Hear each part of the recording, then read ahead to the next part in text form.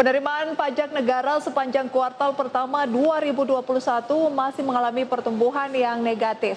Tercatat realisasi penerimaan pajak hingga akhir Maret 2021 terkontraksi 5,6%. Jumlahnya baru mencapai 228 triliun lebih atau 18,6% dari target pagu dalam APBN senilai 1.229 triliun rupiah.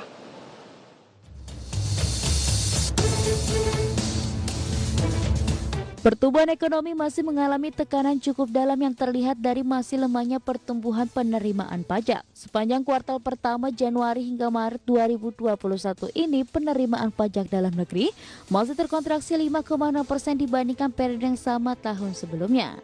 Tercatat realisasi penerimaan pajak hingga akhir Maret 2021 terkontraksi 5,6%.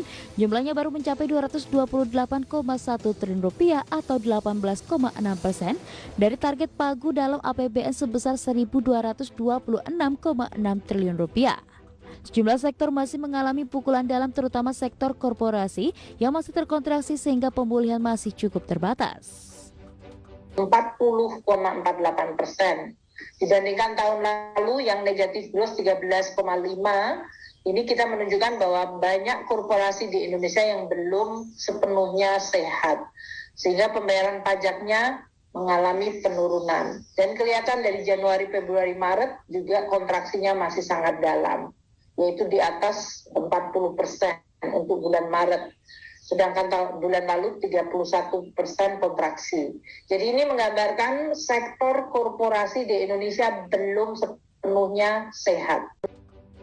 Sementara itu, jenis pajak yang mengalami kontraksi paling dalam adalah pajak penghasilan badan yang negatif lebih dari 40%. Hal ini lebih dalam ketimbang kontraksi kuartal pertama tahun 2020 yaitu 13,5%. Selain PPh badan, PPh 21 yang dibayarkan oleh karyawan juga masih tumbuh negatif 5,38%. Sementara itu penerimaan pajak pertambahan nilai dalam negeri sudah tumbuh positif 4,11%.